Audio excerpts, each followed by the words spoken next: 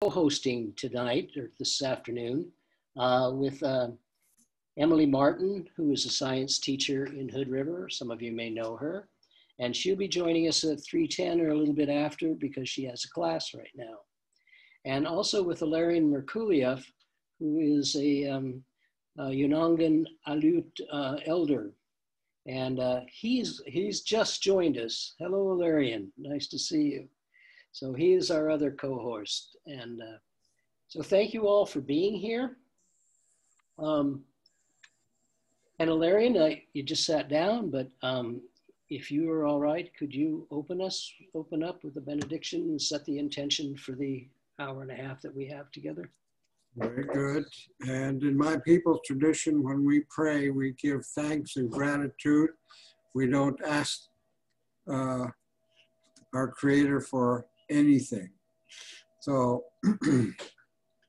Tamalagalyasada Tingitanisa, Suwana Nitanisa, Kano Nitanisa, Grandfather, Great Spirit, Spirit that lives in all things, one of many names. We thank you for this day. We thank you for our lives. We thank you for all of our loved ones. We thank you for Mother Earth and Father Sky and Grandmother Moon and Grandfather Sun.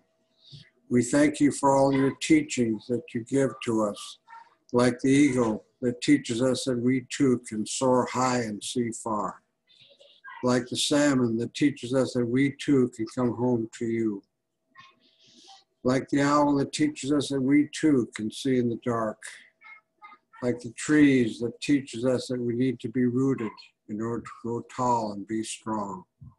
We thank you for these and all the teachings inside and out. Masito Kahalako Manis, and I would also add that we pray and we can ask for things from our guardian angels, ancestors, spirit guides, and helpers. So I would ask that our guardian angels, spirit guides, ancestors, and helpers be with us today, and that you bless this sacred circle of people, that what we may share would come directly from our hearts. Masitro, Kagala Koganis. Milt?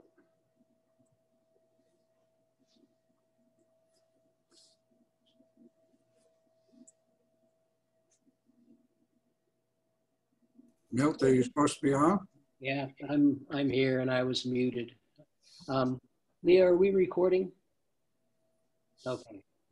So thank you for that. And it's, I've had the pleasure of working with Ilarion on several occasions where we have set an intention and done it in a way that absolutely is amazing. And for you women that are with us today to understand that from time to time there's a ceremony where something can be birthed, and it does create an energy, and always something wonderful is birthed. So we hope that happens today. So the session is intended to help science educators deal with climate change, as well as several other current dilemmas that we have in our culture and in society. It's guided to a degree by Albert Einstein and Hopi teachings that say things like the consciousness that creates a problem isn't sufficient for addressing it. And therefore we're asking in some ways for our culture to shift consciousness. And generally the first response to that is it's like, it's impossible. It's like, that's all we have is our consciousness basically to come out of.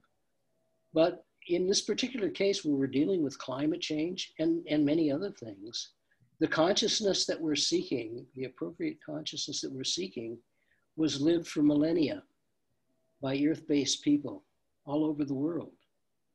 And they've been trying to share it with us, and to a degree have been successful.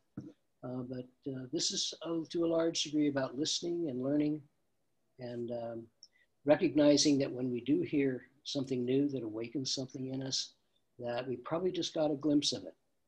We need to listen more. So that's the process that we're in. This afternoon, we'll be addressing the following. What brings life to you and your work? What is the essence of earth-based science? What is an already knowing that can be awakened in you and your students? Why must the integrity of the earth-based processes be uncompromised? And how might we best move forward with this work? So I'd like to start off with an appreciative inquiry. And Leah, if you can help me with this and post the appreciative inquiry for folks to see. And I can read it to you.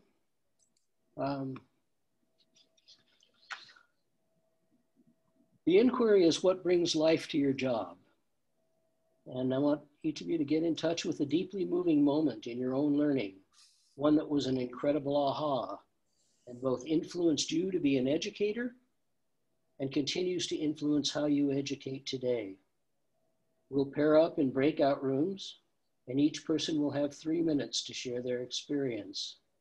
And we'll let you know when as time is passing, when it's time that you should switch to the other person, if you haven't already, and a notification before it's time to come back to the main room.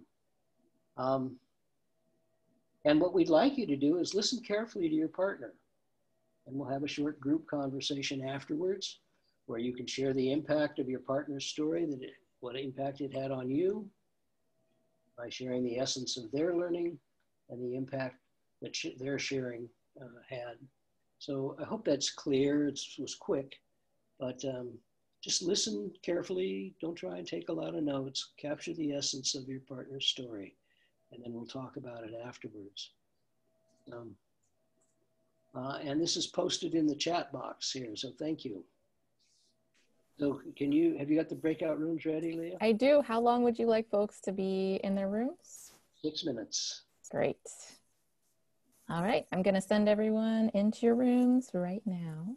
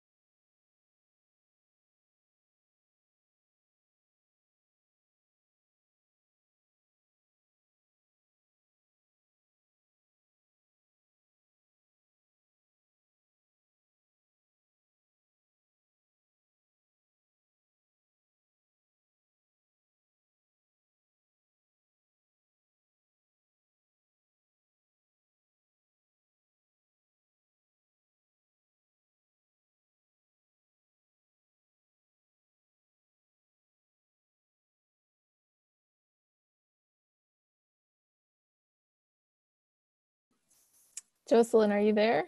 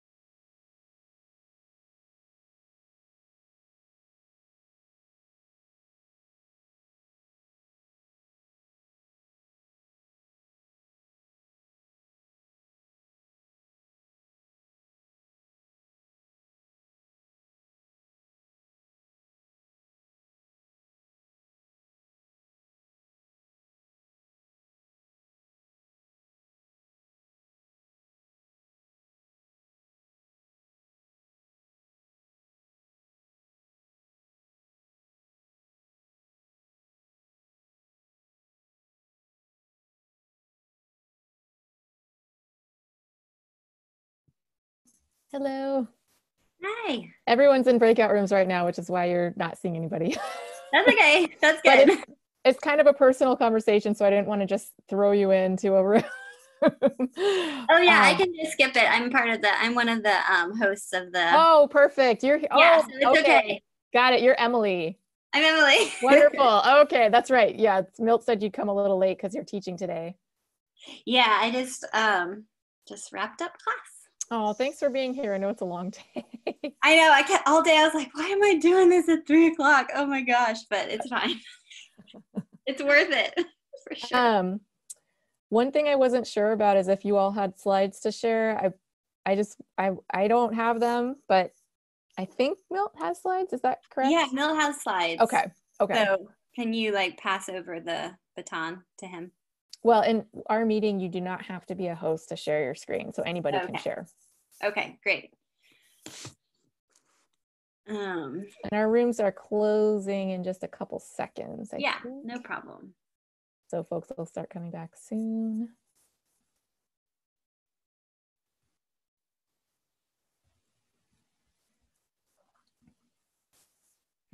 Oh, I love the baby.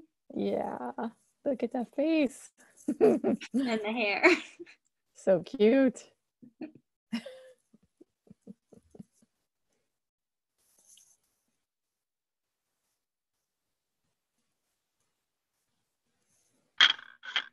Hello. Welcome back. I think everyone's going to be back in about 20 seconds. Some folks might still be in their rooms.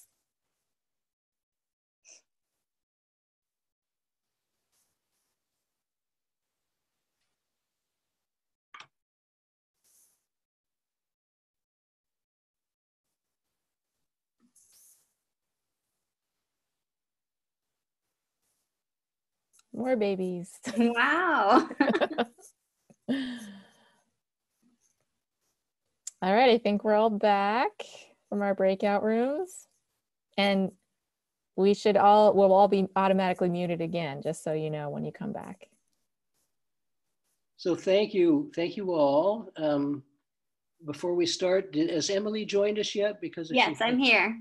Can you say, oh, there you are. Right, it's hard with a whole bunch of people. Welcome. We just had an appreciative inquiry and now folks are going to share a little bit. So anyone that wants to say whatever about what they heard from their partner, how it influenced them or affected them. Sometimes we find out that the stories are quite similar. So maybe that was something that happened for you. So if anyone wants to share, please do. I'll go first. I got to talk to Rami, and she talked a lot about being able to help kids gain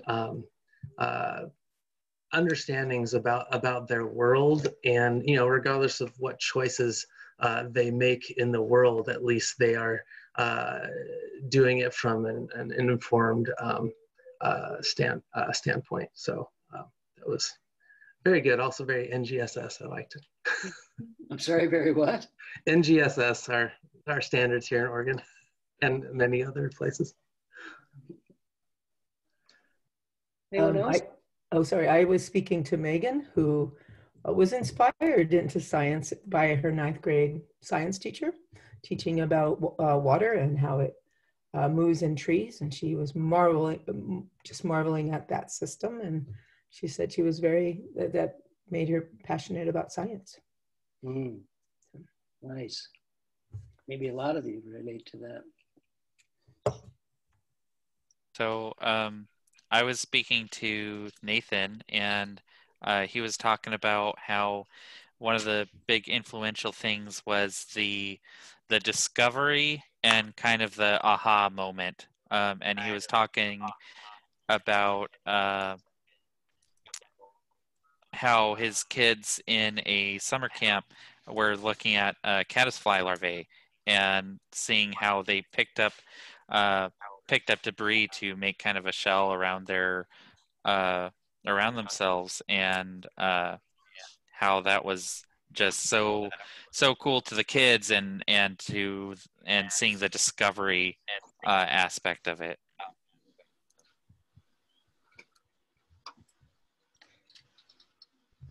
I talked to Jackie, and what really struck me about what Jackie had to say was that she spoke about the relationship that she had with one youth, and how her being able to be a solid person for that young man and watch him grow up and shepherd him through different stages of his life was really inspiring for her to become a teacher. So it was really cool. It really brought me back to how important relationships are in education. I was speaking with Kim Slack from her camper. And she's a somewhat new educator, started out in environmental engineering, and kind of, I guess, more that you know, big brother and the top down, interpreting that. But she went to help others in other parts of the world, in Haiti and Africa, and got that more personal one-on-one with people, and found out what true education is about. And decided that was really probably more where she wanted to put her time and energy. And so came back to the States and has been going to school and is currently braving middle school world of science. Wow, thank you. Thank you. You know, this particular inquiry I used years ago in the Reynolds School District. I don't know if there's anyone here from the Reynolds District. It was at the Fairview Elementary School where we wanted to do a project, and I needed the teacher buy-in. And we went through this, and I won't ever forget this, that one of the young teachers said, "I didn't understand what you meant by what brings life to my job, and now I do." And I was like, wow, I mean, it was really touching. And then a group of teachers got together and said, we want appreciation to be part of our ethos, you know, our ethic here at the school. And in the project, we introduced a lot of that. It was really, really wonderful. So we wanted to share that with you and just kind of get you in touch with what brings life to your work. And thank you. And Emily, why don't you go ahead and introduce yourself and maybe share just a moment or two about the work that we did at your school, and then I'll go ahead and present the paradigm shifts. I think Ilarion's going to talk about native science before that, right? Pardon? Ilarion's going to talk about native science, right? Before that? Oh, I'm sorry. Yes. It's okay. We have it all planned out, you guys. We do. I got it sitting right in front of me. Thank you. It's okay. Just briefly, I'm Emily Martin. I teach at the Hood River Valley High School. I teach the patterns physics to freshmen, and then I teach upper class earth science. And this spring and summer, I got to work with Milt and Ilarion in it was an online class about native perspectives on coronavirus and climate change. And it was just really enlightening. I got to hear from a lot of different native leaders. And so I've been trying to incorporate native science into my earth science class this year.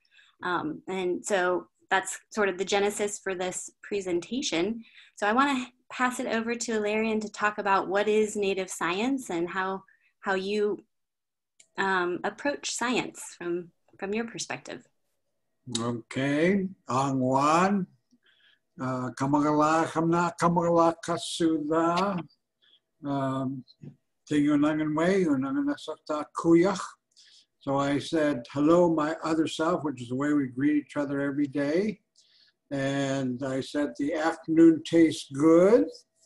And that I am Unangan, which we use as our name, not the name given to us by our former oppressors, the Russians, of Aleut, but now you know.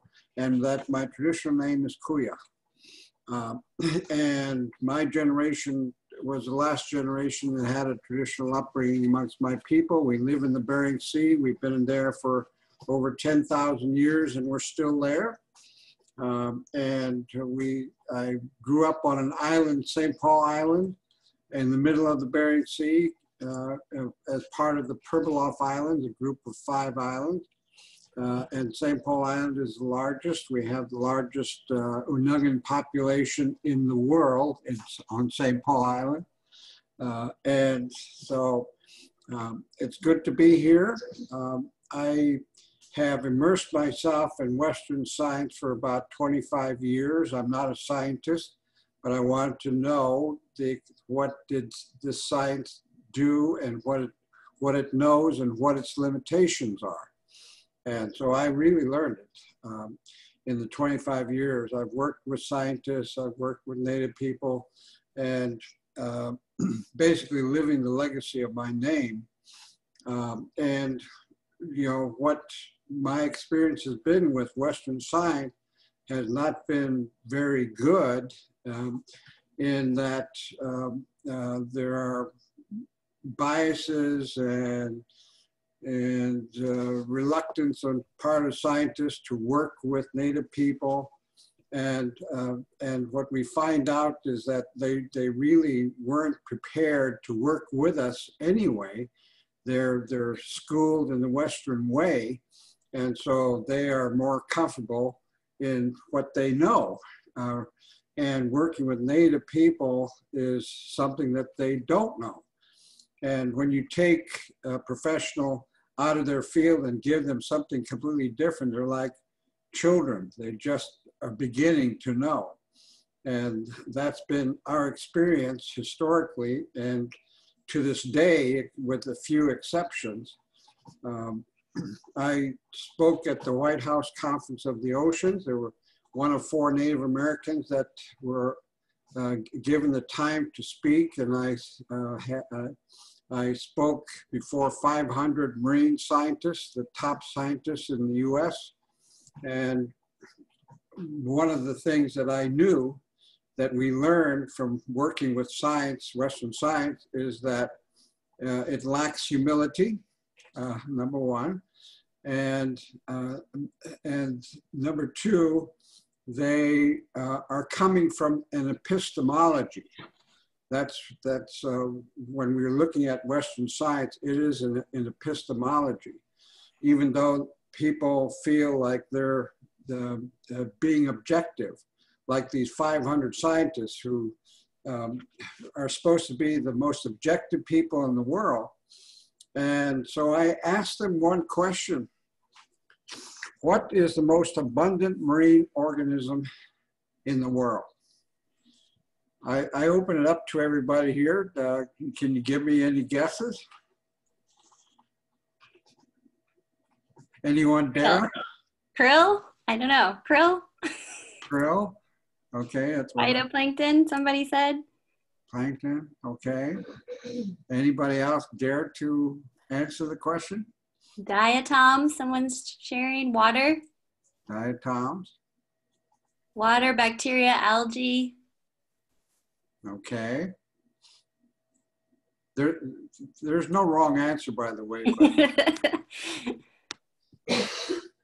Anyone else care to guess? How do we define abundance? Someone's asking. Okay, well, I'll get to that.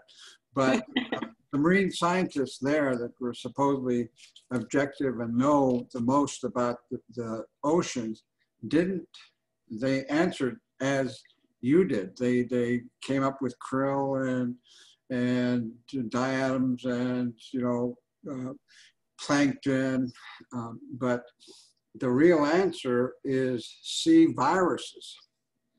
And there are more C viruses in the world's oceans than any other thing. You take a teaspoon, I don't know who counted them, but they did.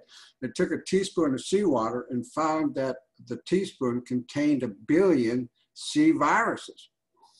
And, you know, but the scientists that were there wouldn't acknowledge that what I said was true because they don't want to be seen next to their professional partners as not knowing. But just one example of, you know, this is why Native people, they say that everything is interdependent and that we don't know what's the most important creature or living thing in the ecosystems, any kind of ecosystem, marine or terrestrial. And that when we have this belief that we can name the most important elements, we come up with things like, well, the marine mammals, the higher trophic species, plankton are the most important, you know, all of these things. And we base our structure of this science on these thoughts that there is a keystone species. But Native people know that there isn't a keystone species, that everything, because they're interactive, they interact energetically. And when they do that, the whole is always greater than the sum of its parts. And Western science is based on taking things apart to try to understand life and to understand ecosystems. But it doesn't take into account that the whole is greater than the sum of its parts.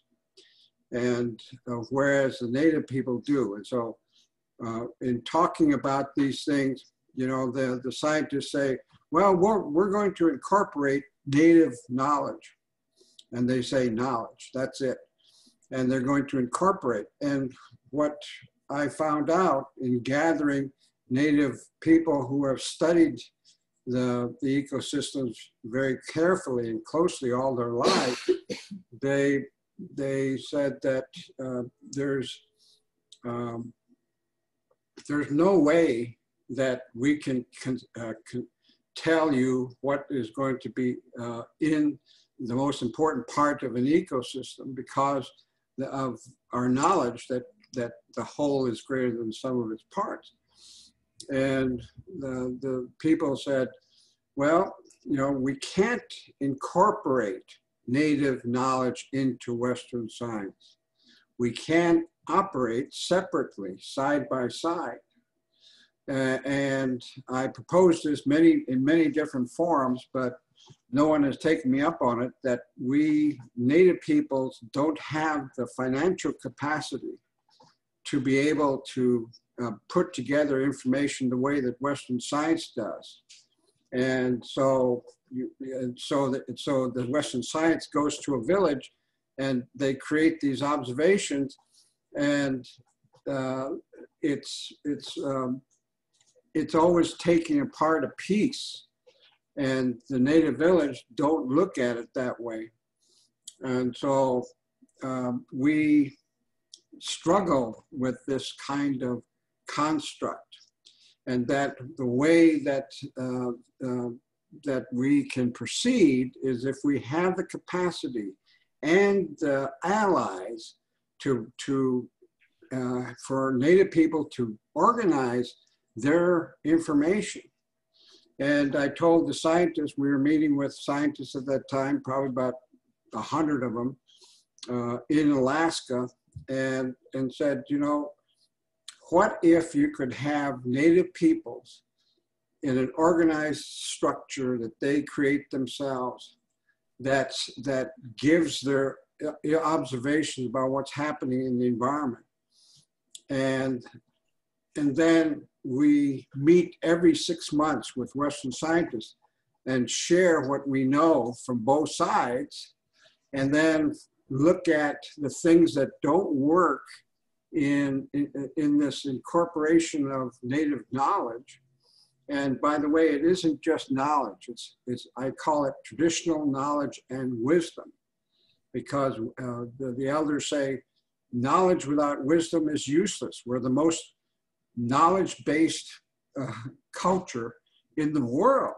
We've got storehouses of information, but we don't know how to use it. And that knowing comes from that wisdom aspect. And we are fortunate and blessed to have not only the historical people and stories that our people passed on from generation to generation about the environment, but are also, we have the stories of everybody alive at the time, at today, and we have our own stories. And there is no formal basis of getting that information. It's informal. And what we do is we validate our information, but not in the way that Western science understands, that we talk about it amongst ourselves and eventually it comes out a consensus about something. And then we say, yeah, this is what is happening. And Western science is not constructed to validate native ways of knowing. And this is the obstacle. Even the National Science Foundation. I mean, I was on the committee on the Bering Sea ecosystem. That was the top scientists that were looking at the marine ecosystem in the Bering Sea. And there were 2 native people on it, and I was one of them. And so we met for almost 4 years. And we, of course, shared what we knew. And then the final report comes out, and native knowledge had 1 line out of the entire report. And you know, this is the way that it works, only because the structure itself and the way that people are educated don't take into account how to work with native people. And so our information is considered anecdotal. And I tell the scientists, it's not anecdotal, and it's not just local information. For example, I come up from St. Paul Island, where we have 2.5 million seabirds when I was young, 1.2 million northern fur seals, 1,000 reindeer, and 500 Unungan people. It's quite an incredible place to be raised as a child. And what we learned in the 1970s, this is when we became aware of so-called climate change, is that that the fur seals, the surface foragers, the depth foragers, the distance foragers, and the near shore foragers, all of them were having real reproductive problems. And they were declining. All these species were declining. And we flagged that before Western institutions in every government panel that would listen to us. And we never got any acknowledgement of that observation that we made in the 1970s. Now it's a climate crisis.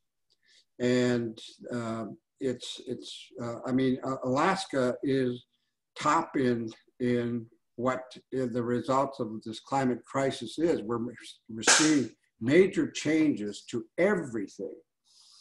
Scientists think that, for example, that there are a lot of caribou now, you know, because they cross the Yukon River and go for an hour, and they're a 1/4 mile wide. But the elders would say, you know, when I was a kid, they were a mile wide, and they crossed the river for 3 days. And the average king salmon, when they were kids, was 150 pounds. Now we call 60 pounds big. And so the scientists don't have that historical perspective about what is happening to our ecosystem. And so one of the elders that is very revered in Alaska, he's from Southwest Alaska. He said, you know, in 100 years of Western management, every single thing in Alaska is going down. And when in contrast, the native people, when the people from the outside came in for the first time, they found abundance of everything. because of the way that people lived with the environment. And we are still piecemealing everything, including climate crisis. I chaired the Indigenous knowledge sessions for climate change this World Conference of Indigenous people on climate change. And I had the privilege to be the moderator for the Indigenous knowledge sessions. And they concluded, number one, governments will not act fast enough. And number two, they don't understand what is really happening. That this thing that's happening to Mother Earth, the temperature rising, they're saying Mother Earth's temperature is rising. And, you know, when we as human beings, our temperature rises, the first thing that happens is we have white blood cells, and they're killing off or trying to defend with their immune system. Mother Earth is the same thing. We understand that Mother Earth and the human being are exactly the same. We are mirrors of each other. And that when Mother Earth's temperature goes up and rises, then she lets out these white blood cells and immune system kicks in. And who in that case is the virus? We say that it's us, human beings, that we are the virus, and we are not checking ourselves in terms of what we're doing. Now, Mother Earth is showing us in this pandemic what we need to do. She is slowing down everything around the world. And when we first had the pandemic and they shut down the US, there were, the things that happened were incredible. Mother Earth was showing us how quickly she can rejuvenate, and she healed the ozone layer above the Arctic. And you could see the Himalayas from India, 30 miles away, first time in 30 years. And animals were going in every place that human beings used to go. This is Mother Earth showing us that if we slow down and we correct our behavior, she can come back very quickly. But this is not something that is an acceptable interpretation of climate change by most scientists. But anyway, I think that the ideal solution would be for Native people to get together, get the capacity. Hopefully we have more allies and that say we need to get together, because Native ways of knowing is very important right now. The elders are saying to me, you know, I belong to I started up the Wisdom Weavers of the World. For those of you who are interested in that, is www.wisdomweavers.world. And you'll see all the things that we're doing right now to help change the consciousness of people. It's not to try to stop climate change or political corruption or wars, or, you know, I think about how there are maybe thousands of more environmental organizations in existence today than there were 30 years ago, but yet Mother Earth's life support systems are coming to the edge in terms of supporting humans. And we don't ask why. And of course, the environmental groups, I mean, there are people of good heart. They're focusing on pieces and they're not unified. They're not unified worldwide. If we had a unity of environmental organizations worldwide, we'd start to make some real changes. And we cannot change anything by using the same consciousness that we are using today, because it is this consciousness that created the problems in the first place. And how nuts is it to try to solve the problem when your mind is the one that created the problems? Ilarion, can I interrupt for a minute? Yeah. That was beautiful. Thank you. I I think that's a really great segue into Milt's work about paradigm shifts, and an exercise that he's done in my classroom and in lots of other classrooms that might get people to think about what paradigm are they in and how can we shift to be in a more wisdom tradition experience that would allow us to approach climate change and other problems from a different perspective. So Milt, can you share that exercise? Yes. And then just so you know, we will hear from Ilarion again because I just don't want to ever interrupt him, but for the purpose of the presentation, we're going to keep going. I can go on and on without, so I'm glad you interrupted me. Okay. Well, Ilarion, thank you. I think I'm sharing a screen. Are you guys seeing it there? It says Designing Our Sustainable Future, Tools for Action. Not yet, Milt. No, we don't see it. Ah, I wonder what I got to do here. Let me double click on it there. That worked. It says you are screen sharing. Yes, we can see it now. Okay, so let me put the view on full screen, and I'll get started really quickly here, and I'll go through it quickly. And thank you, Ilarion, because this was perfect. So I'm going to just tell you quickly what I do with children, and you'll see it as sort of teaching, but what I see it as, and I hope you will pick it up as, is I had an awakening inside as to something that really I connected with, and I wanted to share it with the kids, and I've been absolutely shocked at how they have picked it up also. So without further ado, this is what we're going to be looking at here. We're going to look at how to think organically, how to think about sufficient abundance rather than a kind of a Western abundance.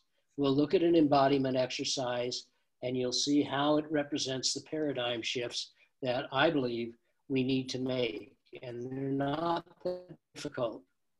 So several years ago, there was a gentleman named Tom Gladwin who came to Portland, and it was a sustainability and systems thinking conference, and he did the keynote speech, and when he was done, he gave us a quiz that had nothing to do with what he was talking about. He was gathering data, and it was data, just as Ilarion described. And what he concluded when he asked us, after he asked us 20 questions on do we think mechanically or organically, and another 20 questions interspersed as to whether our worldview was of scarcity or whether it was of abundance, that sustainability people like ourselves ended up in this upper right-hand quadrant, that we wanted to be very, very respectful and compassionate and kind, but we're scared to death that there wasn't enough water or air, clean air or food, and that we wanted people to share.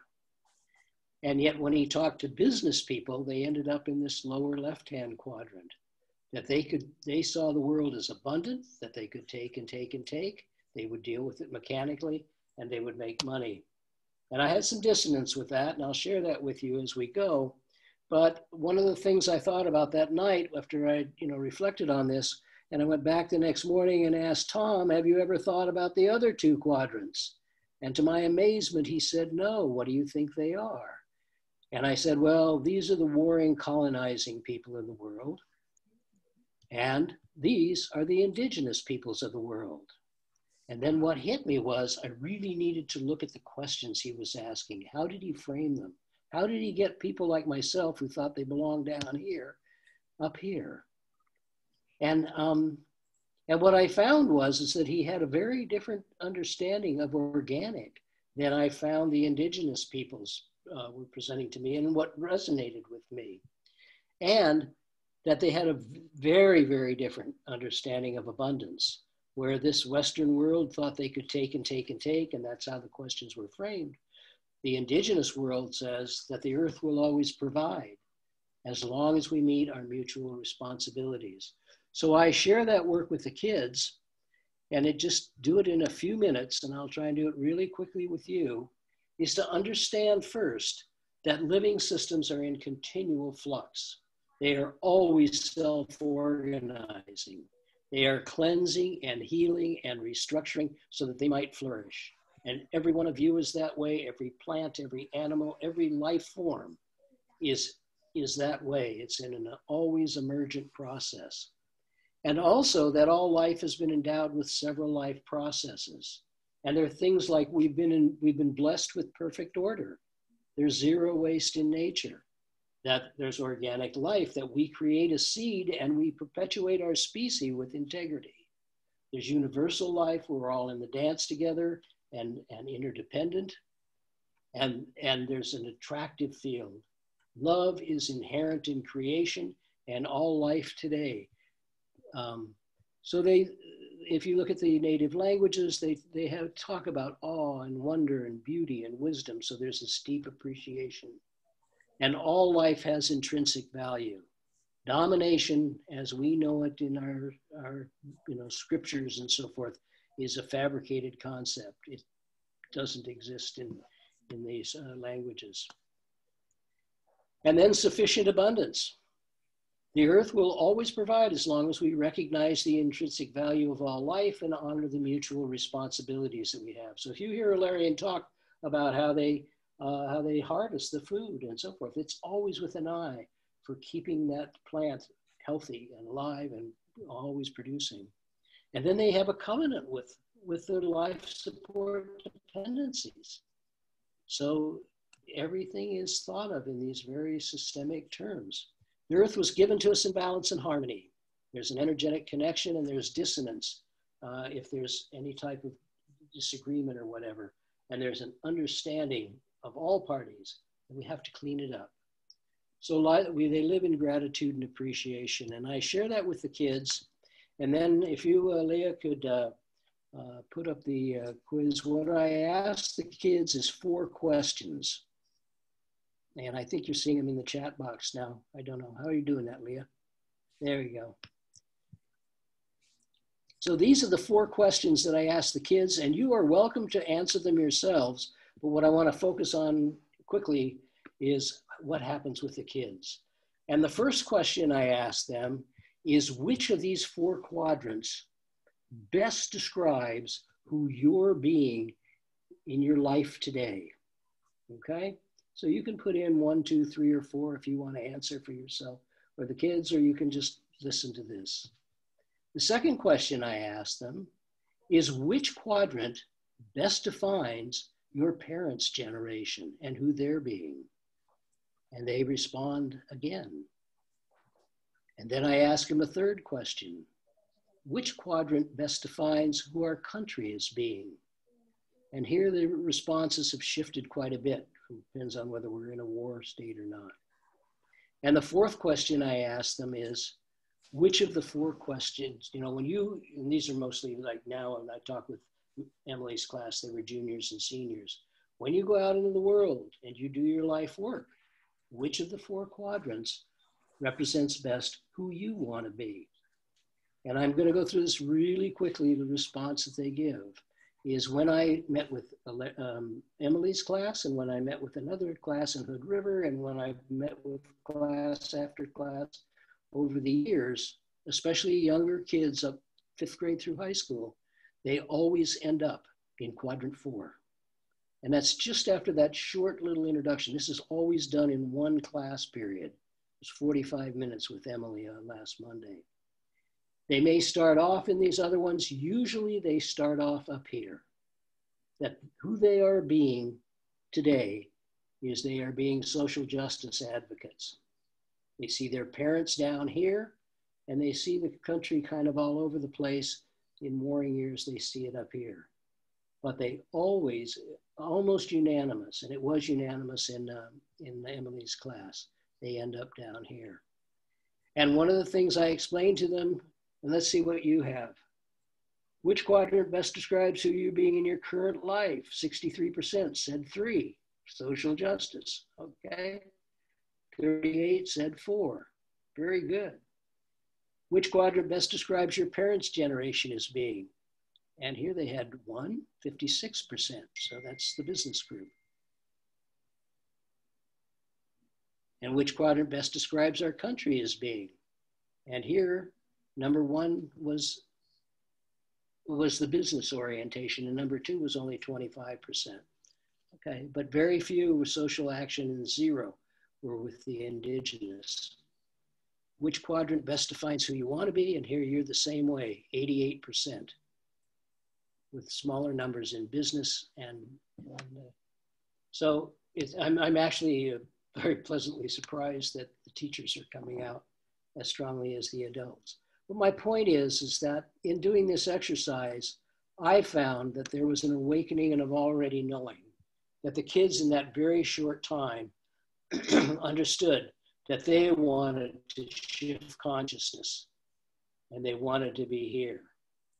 And what I think they also understood was this is a fundamental paradigm shift from mechanical to organic, but it needs to be systemic. It needs to be as the indigenous people or earth-based people would frame it.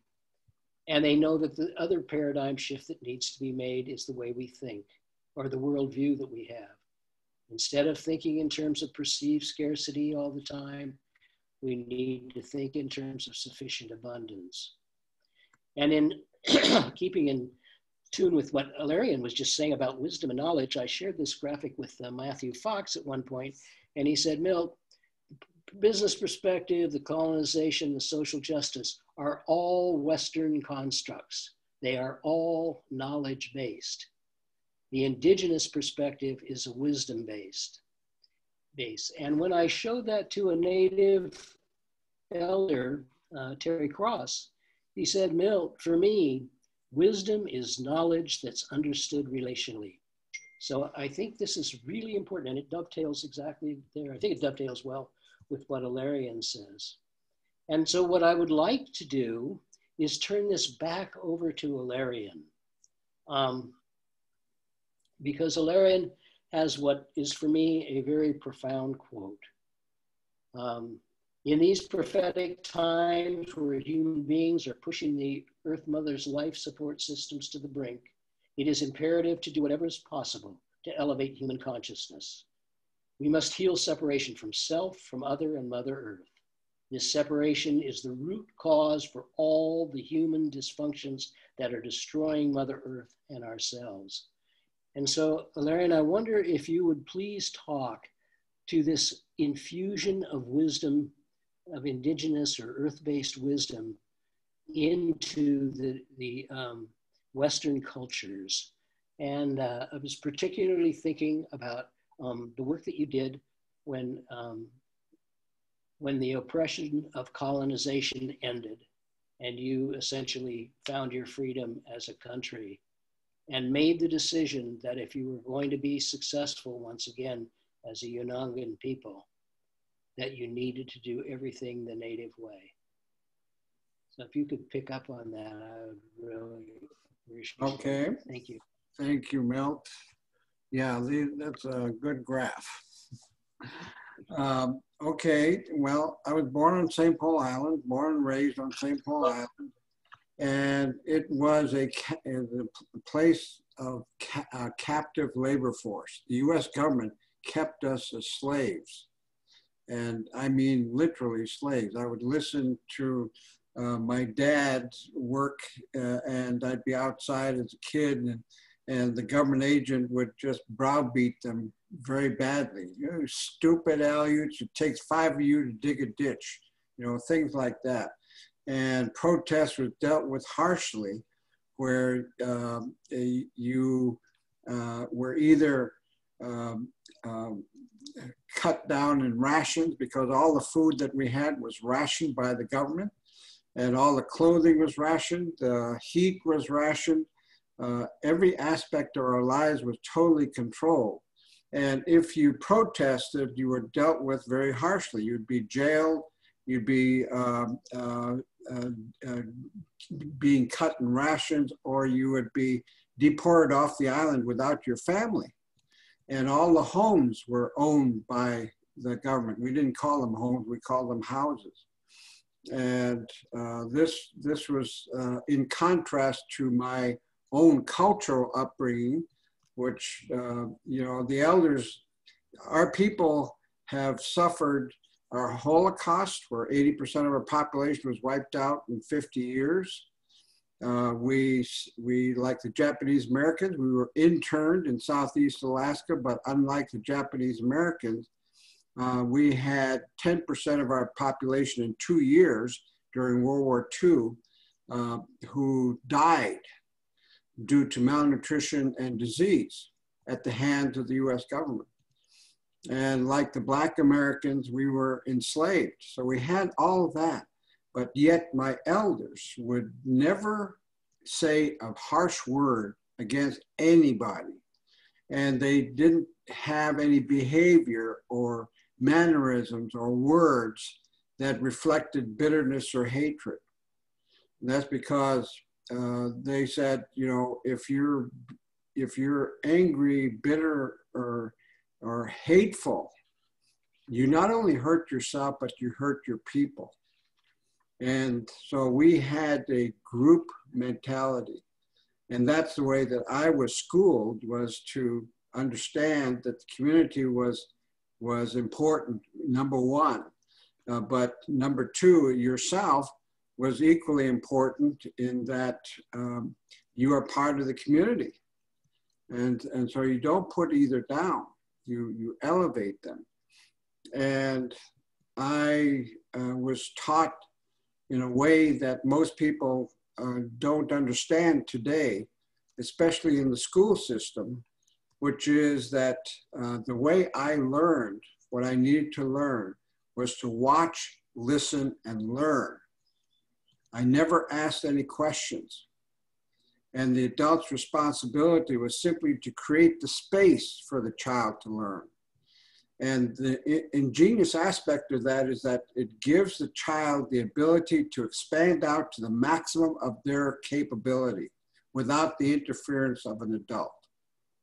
That may seem like child abuse to Western society, but it is not. It is an ingenious way.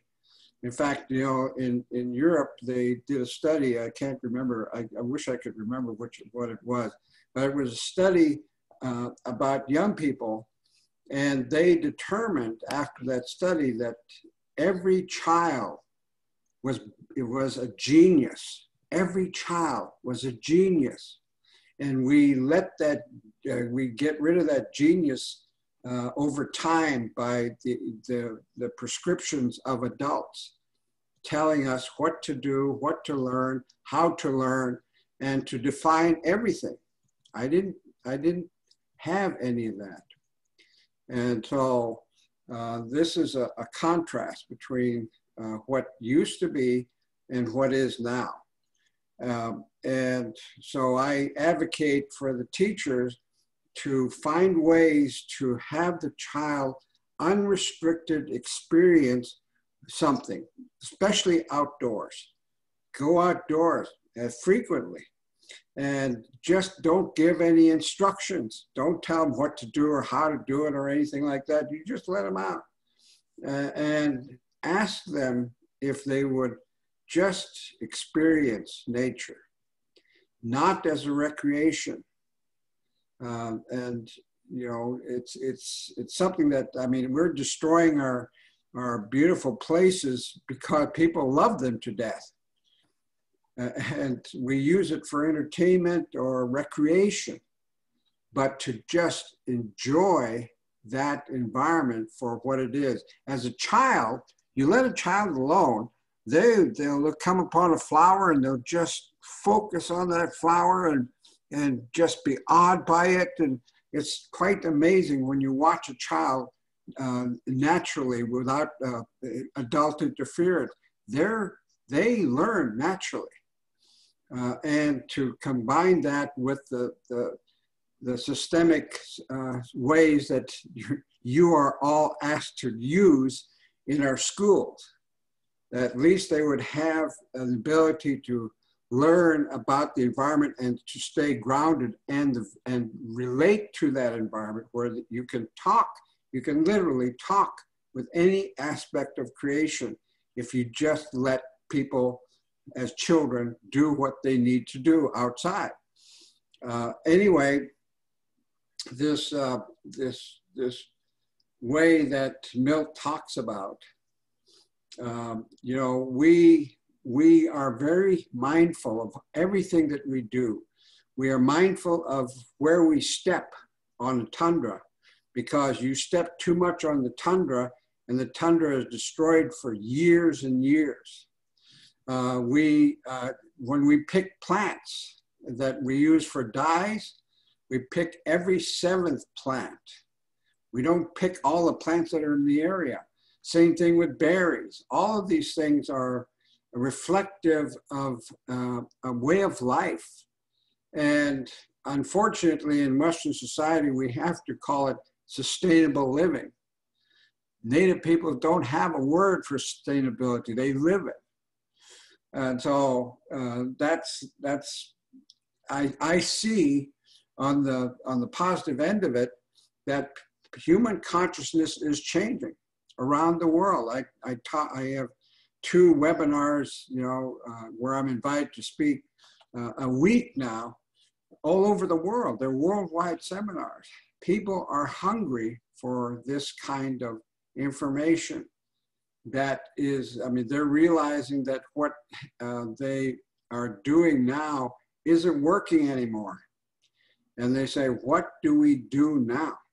And so we do what Milt talks about, which is the change in consciousness.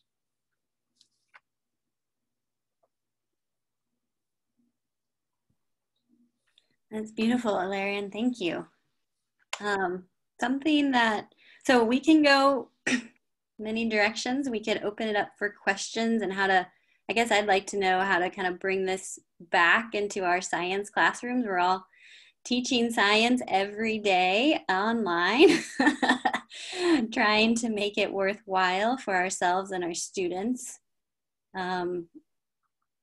And, you know, one thing that I've started to incorporate in my classroom is sit spots. So even though they're 11th and 12th graders, I'm sending them out away from the screen a couple times a week to journal and just sit in the same spot in nature and start to, I mean, my hope is that they start to connect with their own knowledge, their own knowing and understanding of the earth through experience. So really giving them more opportunities for inquiry and experience directly. So that's one thing I'm doing, but I'd love to hear maybe how others might want to incorporate these ideas. And then I also do want to mention that Ilarion has also framed up for me this idea of how can we all be real human beings, like really be a real person in our classroom and teach from what we actually know, not from book knowledge, what we know in our bones, what we know in our heart. And so that's something for me personally that I'm trying to do every day, that I'm not talking at my students, that I'm genuinely drawing on personal experience and personal knowing of Earth systems, and then giving them those experiences or opportunities for them to develop their own knowing. So I just wanted to mention that too. Yeah, that's very true. And that, you know, what you're saying is very, very true as far as I'm concerned, where if you give the child an opportunity just to be who they are, they will naturally gravitate towards X, Y, and Z. They will always do that. And one thing I would suggest, not, you know, there's nothing right or wrong about this, but what I would suggest is that we don't have the children journal at the very beginning of their experience. That we have them experience it and then journal it. You know, my grandfather taught me at 4 years old that, you know, it was a beautiful day on St. Paul Island and blue skies, sunshine. We get 20 days of sunshine a year in the Pribilof Island because of fog and overcast. Well, it was a beautiful day and the birds were out and the singing and the seals were barking and the sea was flat calm. And I had to remark, boy, it's sure beautiful. My grandfather does this. Tutuda says, listen. And that's all he said, listen. And when you listen, he had probably encapsulated why and how our people survived and thrived in the Bering Sea for over 10,000 years, because to express what you feel in words diminishes the human experience. And that the most important things in human life should be experienced and not expressed. That way you understand what really is going on.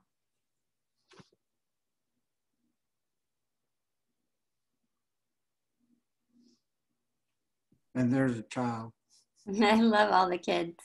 My kids are not with me right now, but I love all the other kids here.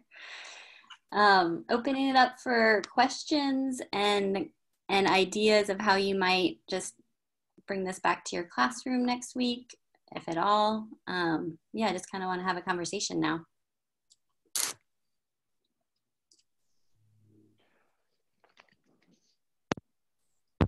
When you do your sit spots, how do you encourage them not to nap and disappear?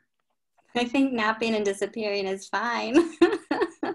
I just had a staff meeting this morning, and basically the feedback from kids is like they're totally overscreened, you know, like at least during my day I get a prep period and I can walk away, but they're in 5 classes back to back. So I don't put any, I mean, I do have them submit the journal entry, right, as a Google Classroom assignment. So at some point they need to do it for their grade, but I think it's great if they nap or daydream, or, you know, it's really that, like, giving them the experience. Yeah, but you know, it is possible, even though it seems like it's impossible today in today's world. It is possible for a child to sit for, I sat at 5 years old watching the hunters when they took me out there with them, and I would sit there for hours quietly, not saying a word. So anybody who tells me that a 5-year-old child can't sit still for 5 minutes, well, I tell you, it is possible. But you know, you're struggling against what the parents know, and they are working with what their parents knew and all that kind of stuff. So it has to be dealt with very carefully, not to attack anybody or to say that their parents' way is wrong, but to show them some other way. That if you stay quiet, this is something that the children don't learn these days, I think, and that is that silence is very important in communicating with Mother Earth, and to know what she needs for us to act. We don't do any sound. We got noisy everything, and we're talking faster. You know, the children are talking faster than the past generation, and the computers are going faster. Everything's going faster. All the things that are contrary to what is necessary, what Mother Earth is saying, slow down and feel this silent solitude. I mean, when I was a kid, I loved to just lay out in the tundra. Just do nothing every day but lay out in the tundra, because I loved the natural silence.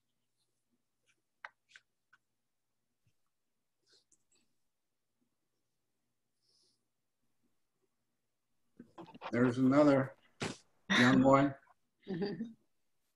I just had this experience at my school of the school administrator introducing this idea of how we're going to do our standardized assessment this year with distance learning. I don't know if any of you all can relate to this, but the staff just pushed back and were like, are you kidding? We're not doing that. And I just keep thinking about how this moment could be an opportunity to sort of turn things on our head if we're collective in our approach. Like, my first thought was giving a kid a chance to be outside doing nothing is like, looks like you're not doing your duty as a teacher. Like, you're supposed to keep them busy, right? But what does that actually mean? What is busy? But maybe I think parents are feeling this too. Like, we need to push back on these expectations of why do they have to be busy like that all the time? And why can't we have space? And especially right now, kids really are telling us that they need that. So I feel like there's this opportunity to just push back. Yep, I think that it is necessary to push back, especially now. And you know, this educational system that we inherited came from France, which was to figure out how to make people part of the industrial system. And so we've just modified it to make it look a little bit different, but it's still doing the same thing. And that we must push back on it, because this is not the way of a human being, and the way of children.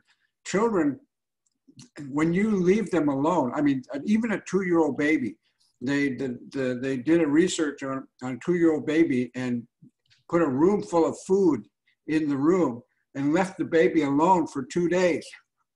And guess what? It ate what it needed to eat. And you know, the 7 vegetable things and food things that you have, they did it naturally. Mm-hmm.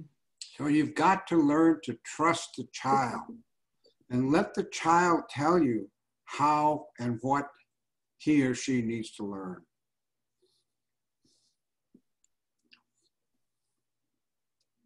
Mm-hmm. I'm making some connections with my my parents taught in a village up in northern Alaska, outside of Kotzebue, when I was really young. And one of the experiences that my mom shared with me was that she would teach math according to the curriculum, and the students would get a problem wrong. So they would have a worksheet of math and they learned a skill and they're practicing the skill, and the students would get a question wrong and they'd get really frustrated and just wad up the paper and throw it, because they were not used to starting on the task until they had watched it enough to master it. And so that making mistakes piece didn't align with their way of learning. And it just makes me think about NGSS and how we're so focused on letting everybody, you know, share their thinking and make mistakes together. And I'm trying to think about where are the opportunities for students to watch experts and learn from them, and how do we honor that students who don't want to make mistakes aren't just kind of the overachieving perfectionists who want to feed them the answer. There are other ways of knowing that don't work that way. I'm always prepared. Yep, and you know, we wonder, you know, with the current election, we have one side and another. They're very clearly sides, and we wonder, you know, how this could be, but it's because of the way that we train children from the get-go. As parents, we tell them, you got to do what I tell you to do, and you become the authority figure. And you got to listen to the authority figure. Then you go to kindergarten through postdoctorate degree, and you have the chairs lined up and facing one direction. What's that direction? To the talking head, who's the authority figure. And then to postdoctorate, anything less than a postdoctorate degree is inferior. And so you have this way of, the system has a way of indoctrinating us to work from the mind and in logic and reason. And what we say is that the mind duty is to follow what your heart tells you to do. That traditionally the heart would tell the mind what to do and the mind would figure out how to do it. Now we've got the mind telling the heart what to do. And we see the results. The world is in chaos.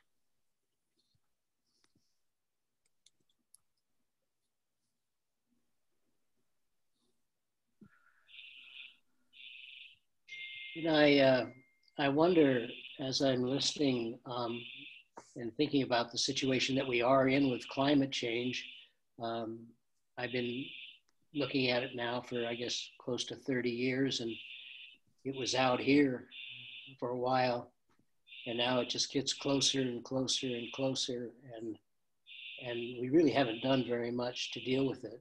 We've put our emphasis on technology, and the underlying issue, I think, is ethics. And we haven't really changed our education very much, I don't think, but maybe I'm wrong. So my thinking is there some way that we can really affect education the basic education philosophy and the structure that supports it, so that we are, at least my sense is that you as educators, if you want to really educate in the way you think is right, you have to kind of go against the stream all the time, as opposed to just having a support system where you can implement a different consciousness, and really listen and learn. And I'm thinking, even Ilarion, when you talked about the science, I think in the Western world, I was very, very fortunate that I got some quantum physics, and I understood and loved the concepts and so on.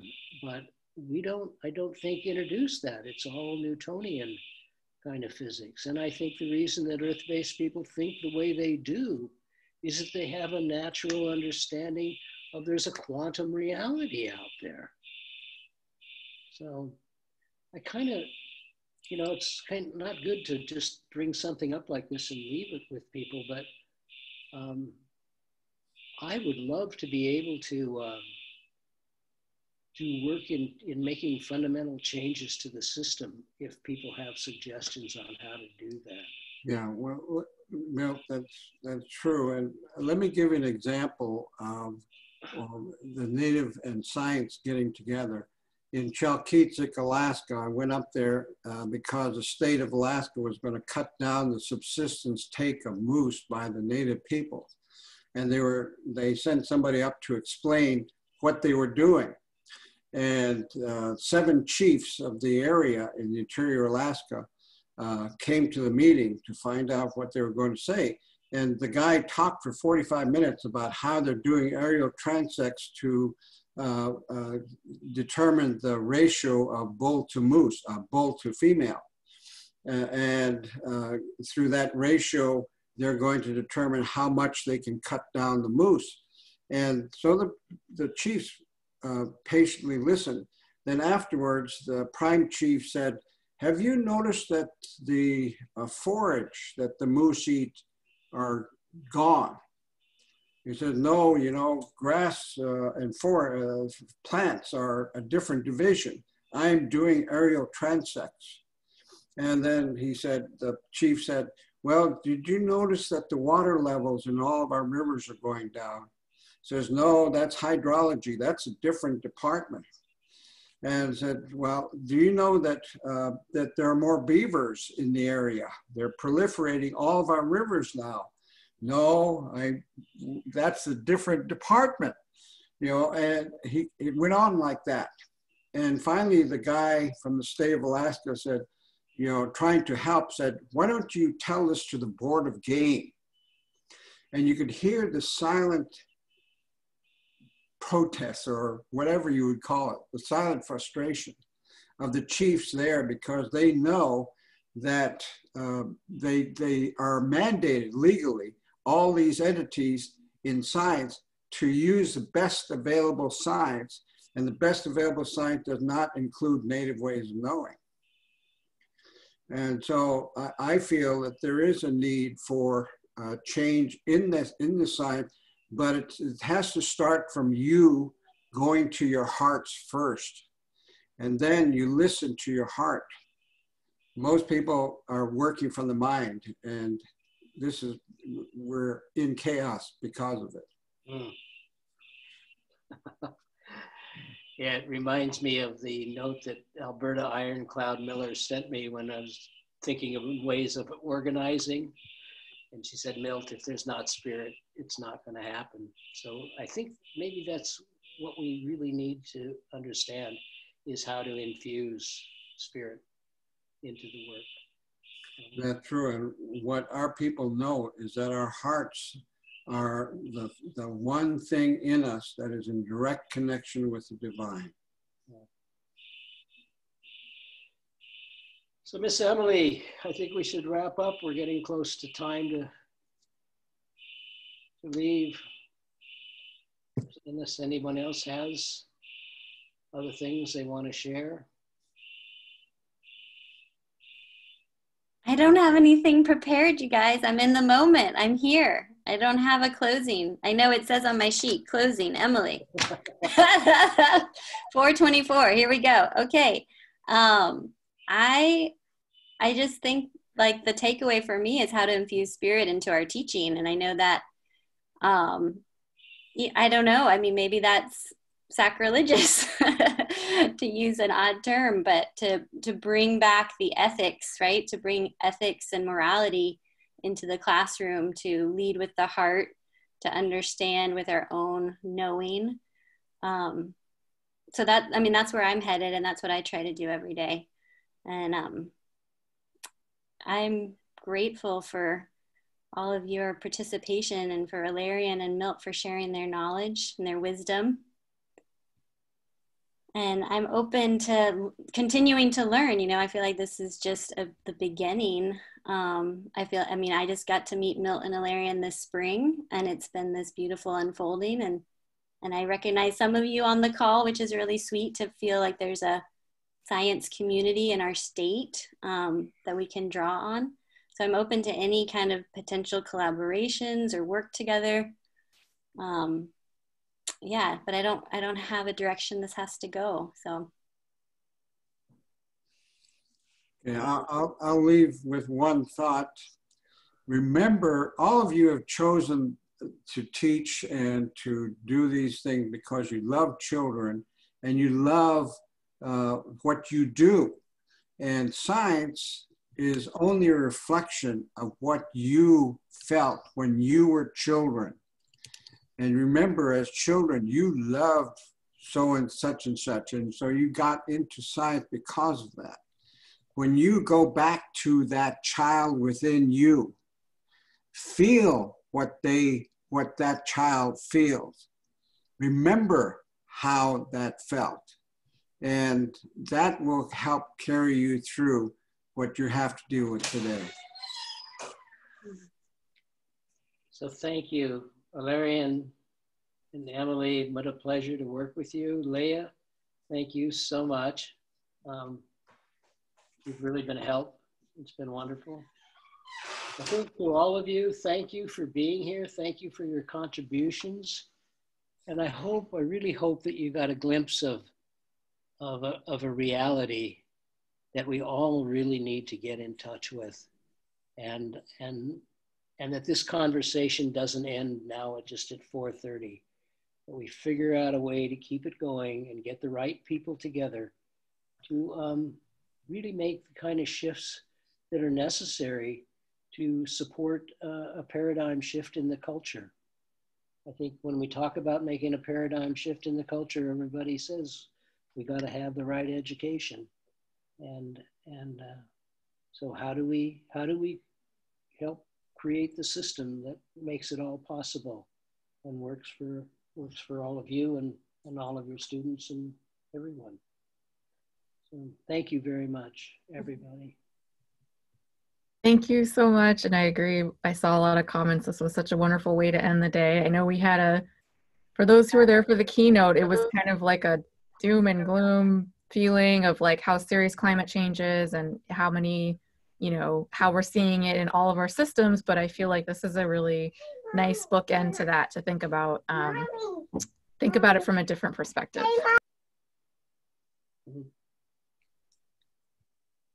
Yeah, I think there's a lot of hope in the native perspective. If you think about quantum reality, right? Like the future is not written. There's a million possibilities, right? So we just need to direct and manifest where we're headed. So yeah, and remember the 100th monkey. What's that? The 100th monkey. It's a story about monkeys that was studied by scientists in Japan, and one monkey learned how to clean what he was eating, and somehow magically it appeared on all islands where these monkeys were. We can do the same.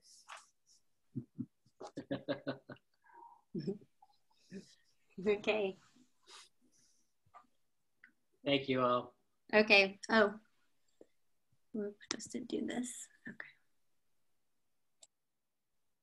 Sorry, it's good. Bye-bye. Is everybody signed off, Leah? Sorry, it's getting kind of noisy here. Here's just that information for the professional development unit.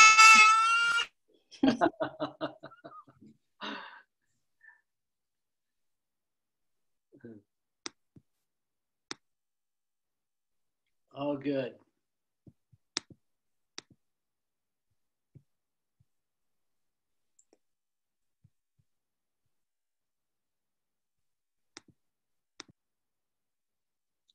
And we don't need to do anything as facilitators. The folks just fill this in and they get it. We don't need to sign anything. Yeah. Yeah, this is just for folks who need their units that let us know they attended and